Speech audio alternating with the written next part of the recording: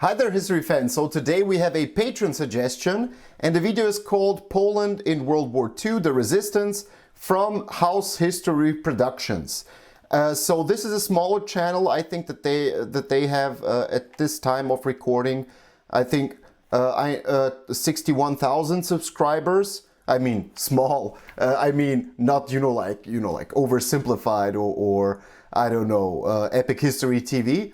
So please give them a view and a like, and also go to their channel, check their other videos out, and if you like what you see, please subscribe to them. Okay, as always, I'm gonna give my thoughts, opinions, additional information. If you wanna correct me on something, add something, please do it in the comment section below. And if you want to be part of our history community, just hit the subscribe button and the notification bell. And if you want to also be a patron member, the link is going to be in the description below. Okay, let's jump into the video. And yeah, the link to the original video is also in the description. Okay. So you're fighting the Germans too? Right. So we're allies. Right. So Kinda. We should work together? Right. Okay, shoot yourself. What? No, I'm not an idiot. Teamwork! September of 1939 had... Okay, I need to be honest. This is the first video I'm watching from this channel, so I really don't know what to expect, but I predict some kind of a dark humor or something like that. Okay. September of 1939 had been... how should I say this? No bueno for Poland. Definitely. The country had been abandoned by its friends, tag-teamed from 4 directions, and split between 2 bad men with mustaches. Poland had gone down fighting, and in fact, many soldiers managed to escape Nice. the country and continue the fight abroad, but the vast majority of Poles found themselves trapped inside their own country. Their only option was to resist. Or to die, but that would have been kind of a bummer. Okay, so we all know about the Ribbentrop-Molotov non-aggression pact, which also involved the invasion of Poland and splitting Poland between the USSR and Germany. But yeah, okay. After Poland fell in early October 1939, Germany directly annexed all the former German lands that Poland had bootganged after World War I and organized the rest into this thing called the General Government, which was essentially just a German colony. Once all their borders were nice and tidied up, the Nazis got to work at what they were best at, making everyone in their occupied territory hate them. Repeat after me: German good, Polish bad. Finally, someone says so. Wait, was that a bridge blowing up? Before Warsaw had even fallen. Okay, so Eastern Poland, I mean Western Poland or Eastern parts of Prussia back way in the times. Yeah, it had a pretty big German minority.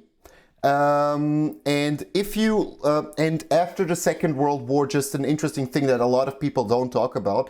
After the Second World War, a lot of the Germans living outside of Germany in the Eastern Europe and Southeastern Europe, called the Volksdeutsche, or, like Germans but not living in Germany. There were different groups, like Danube Swabians, Sudet Germans, so Sudetendeutsche. Those are maybe the more known ones. But actually a lot of Germans also lived in Poland, or Western Poland, back then. And they were actually, the term is used, expelled after the Second World War. You had also Volga Germans, so deep in Russia. So, but yeah, I mean, I'm now skipping ahead, but yeah. And the general leading the defense, Julius Rommel, ordered the creation of the... And I'm of course not approving of what the Germans did. I'm just telling that there were a lot of Germans living in Western Poland before the beginning of the Second World War. First official resistance group in Poland, the Service for Poland's Victory, which doesn't roll off the tongue that well, but hey, at least it's optimistic. By the time of Poland's complete capitulation, the Service for Poland's Victory had secured funding and contact with the Polish government in exile, and by November had renamed itself the Union of Armed Struggle, abbreviated to ZWZ in Polish. The ZWZ was originally commanded directly by the Polish government in France, but this soon proved impractical, so so command was split between the Eastern anti-Soviet resistance and the Western anti-German resistance. Yep. The Western section was placed under the command of Stefan Rowiecki and was tasked with preparing for a mass uprising to take place when Poland was on the verge of liberation, which would probably be any minute now. Right? Right? Oh yeah, I forgot. Hi there, Franz. After the fall of France in 1940, contact with the Polish government became increasingly difficult, so the ZWZ was given permission. And the Polish government in exile went actually to London, and it's actually a pretty logical step that the government and also the resistance forces in Poland took, because as they said, you know, like the communication wasn't that easy, and it would be pretty easy for the Germans to intercept messages, you know, like that needed to go through you know, like a vast territory between those two lands. So yeah, it's kind of a logical thing. To make decisions independently of the exiled government. This led to the creation of a political committee and, in effect, an underground state. Yeah. People stuck in eastern Poland had it pretty bad, since the Soviets had a habit of volunteering people to work in Siberia and killing nerds. But the Poles under Soviet control... Yeah, that's a reference to the Katian massacre and also, as he said, gulags. Actually had it better than the ones under Nazi occupation. They just didn't know it yet. In fact, many minorities in eastern Poland actually welcomed the Soviets at first, since they hadn't figured out that the Soviets hated everyone equally yet. The Soviets began removing as many traces of Polish rule as they could, which included pulling Polish currency out of circulation in December of 1939 without supporting its conversion into rubles. So everyone in eastern Poland lost literally all their money, just in time for Christmas! The ZWZ was active in the... Just a quick note, so the currency in Poland is zloty. And still today, as they're also part in the European Union, they didn't take the euro, but they are still using the zloty. For those of you who want to visit Poland one day, just a quick note. But yeah, what did I want to say? Just a second. Yeah, with the minorities here. As far as I know, the underground state, they had representatives, you know, like from different parties, you know, like peasant parties and social democrats and so on. But actually, they didn't want to accept Ukrainian and Belarusian minorities in that council or to represent in that underground state. They accepted, you know, like the Jewish representatives, but they didn't expect it, or they didn't accept the Belarusian and Ukrainian, which brought a lot of tensions between Poles, Ukrainians and Belarusians. But correct me if I'm wrong. I think, as far as I know, it was that way. Yes, the ZWZ was active in the east as well, but they did a crappy job of concealing their activities, so the NKVD was able to capture their commander, Mikhail What? Anyway, that... he has the same face like me. Okay, let me try. Michal Karasewicz Tokarzewski. Michal Karasewicz Tokarzewski.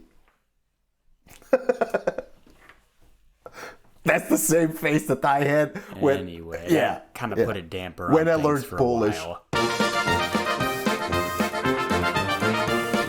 Some of the earliest offensive actions of the war were actually carried out by groups outside of the ZWZ's control. There were multiple regular army units that were able to avoid capture after the September campaign and continued to operate against the Germans and Soviets. For example, the separated unit of the Polish army under Henryk Dobransky wiped out an entire battalion of Germans in March of 1940, but in retaliation the Nazis killed 700 local villagers.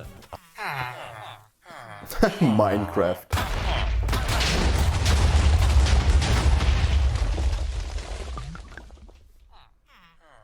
The ZWZ... I didn't know that actually that policy was also implemented in Eastern European countries.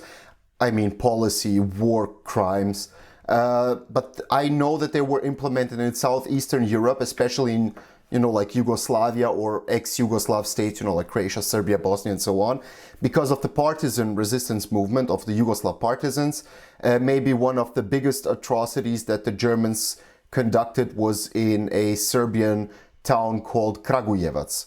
Look it up. It's pretty depressing, but if you want, like additional information, just look up Serbia, Kragujevac.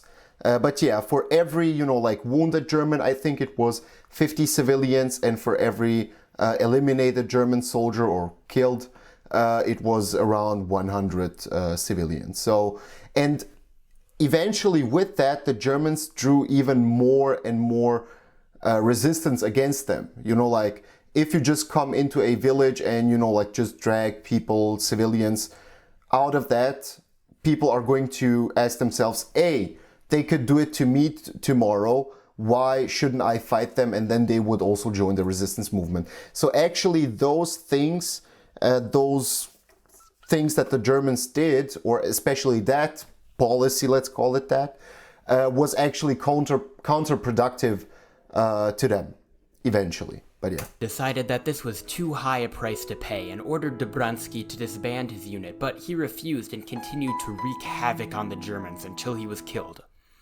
Like a month later. In the east, high school students in the town of Chortkov attempted to capture the town's prison and free the captive Polish officers there with nothing more than knives and swords, but were beaten by the Soviets who, plot twist, had guns.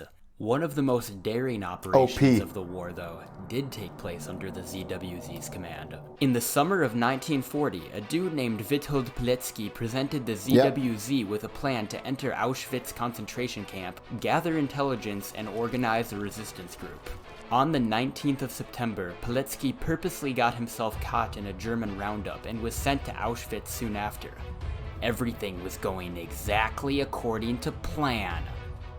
Which is really weird to say considering the circumstances. For 3 years, Pilecki sent out detailed reports of the ongoing... I talked about Witold Pilecki already. He actually falsified his documents. I think it was his passport, where he took a false name and also wrote down that he's a Jew, just to get captured. It's an interesting story. Look it up. It's pretty interesting. And the Witold report. Stuff in Auschwitz and can perhaps be credited with revealing the atrocities of the Holocaust to the world. However, nobody listened to him, and no uprising ever took place. Yeah, I don't know if I can make this funny. It's just kind of sad. It is.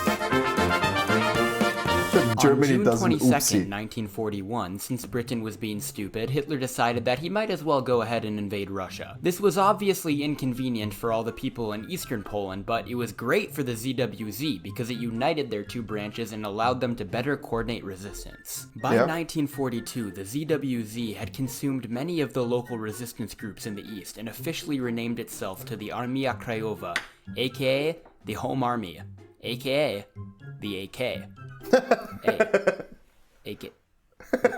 Nice. Now, it should be noted that the P that you saw on the flags, that was actually the sign of the resistance movement. I mean, the underground state and Armia Krajowa. The AK was just the military branch of a much larger and more complex Polish underground state that included a democratic government, courts, and, because the Germans had closed down all the schools, a full-on education system. Hello, is this Miss Kowalski's class? Yes, it is. Wait, I remember He's blonde. you. He's You're blonde. The one He's who a German. Called me an idiot pierogi in the 5th grade. Please, just let me in before the Germans. All those years of being a little stinker, and look who comes crawling back. The Polish underground state decided. I thought that he was a spy because he's blonde, and like the stereotype, like all Germans have blonde hair and blonde eyes. And look who comes crawling back! The Polish underground state decided early on that it wouldn't recognize the German occupation and would continue to operate as the only legitimate government in the country. This meant that they had their own police force to uphold their own laws and even tried and convicted Nazi officials as war criminals, handing out death sentences along the way. In order to execute these war criminals, the underground turned to the elite Kedów battalion. These ex-Boy Scouts conducted countless acts of sabotage, rescues, and reconnaissance, as well as carrying out over 8,000 death sentences. As the war went on, and with the support of... If you know more information about them, let me please know in the comment section below. This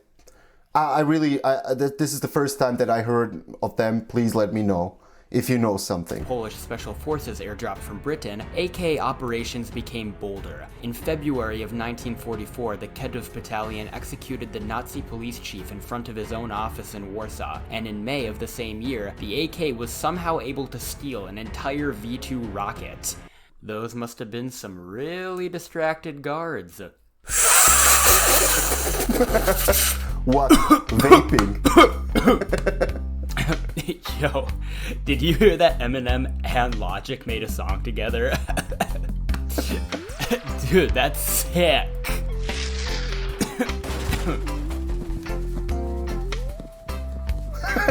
Yo, did you hear something? In order to... Yeah, the V2 rocket, the Wunderwaffe, version 2, that was also, like the Germans tried to develop a Wunderwaffe is like literally translated. Wunderwaffe means a miracle weapon. So they tried to, combat the Allied forces with new technologies, but all the experiments, they failed because, as far as I know, it was something like they couldn't start properly because of the engines or something like that. But there were, a lot of technical issues, so that Wunderwaffe couldn't be deployed eventually on the battlefield. Supply arms for their growing army, the underground also operated numerous factories that turned out thousands of weapons for the AK. They also had secret print shops where they published and distributed anti-German newspapers. Additionally, factory workers all over the country helped out by purposely messing up German military equipment such as artillery shells, machine guns, and even entire airplanes. 5,000 airplanes, in fact. All of these nuisances didn't go unnoticed by the Germans, of course, and their reprisals were predictably brutal. What's going on in here? Okay, I'm gonna count down from 3, and if I don't get some answers by the time I get to 0, there are gonna be some serious consequences. 3, 2, 1. You don't even want to know what happens when I get to 0. 3, 2, Yep, that's it. I'm killing your whole family. Wait. Welcome back, Soviets. After 1 or 2 minor setbacks in Russia, the Wehrmacht found itself pushed all the way back to Poland by the Red Army. Yep. Poland had kind of been secretly hoping that the Western Allies would have beaten Stalin to them, but history hates Poland, so they really should have seen this one coming. As Soviet forces closed in on Poland's major cities, the AK decided that it was finally time to launch that major uprising they'd been talking about. Operation Tempest was launched on January 2nd, 1944. The Warsaw Uprising. Of liberating Poland's major cities with the help of the Soviets. Here's how it went down.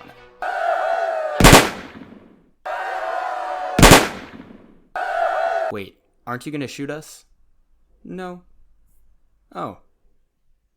Ah! Yep.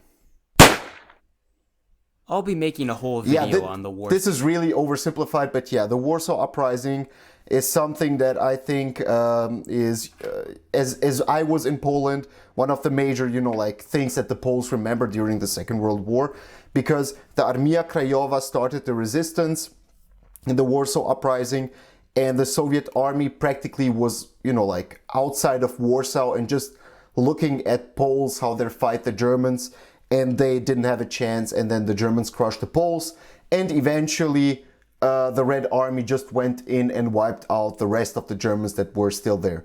But you need to take it from a logical perspective, from a Soviet side. I'm not saying that they're good or everything, but from a strategical point. If you let those, the enemy of my enemy is my friend, and whatever. But if you let the Poles, the Armia Krajowa, who is more pro-Western, to fight the Germans, they're going to, you know, like eliminate themselves between themselves and reduce their power, and then you can just go in and wipe those out, and then also install your puppet government, which was supported by the Armia Ludowa, which was another resistance group, which was more pro-Eastern or pro-Soviet. Warsaw Uprising, so we'll just leave it at that for now. After the failure of Operation Tempest, the AK ceased to exist as an effective fighting force, and the underground state lost its main political assets. In order to console them and talk about the political future of Poland, the Soviets invited most of the remaining leadership of the underground to a conference over dinner, where they were all arrested. The AK was officially dissolved on January 19, 1945, but many members refused to lay down their arms and continued fighting the Soviets for years afterwards. These men and women became known as the Cursed Soldiers and continued harassing the Soviets until the 1960s. Yeah, I know, not really much of a happy ending, but when you get the Soviets and the Nazis involved, I mean, well, what do you expect? Nice. Let me know if you also know something about the Cursed Soldiers. I knew that, you know, like there were also some incidents where Polish, you know, like ex-military also fought the Soviets after the war, but I didn't know that it was actually a, you know, like a systematic resistance to the Soviets. Okay, I hope that you enjoyed it. If you want to be part of our history community, as I said, just hit the subscribe button and the notification bell, and please go give this channel a view and a like, and please consider subscribing to him. I really enjoyed the video, and I hope that I'm going to get more recommendations from this channel. Maybe kind of dark humor in some parts, but okay. Once again, hope you enjoyed it, and until next time, see ya.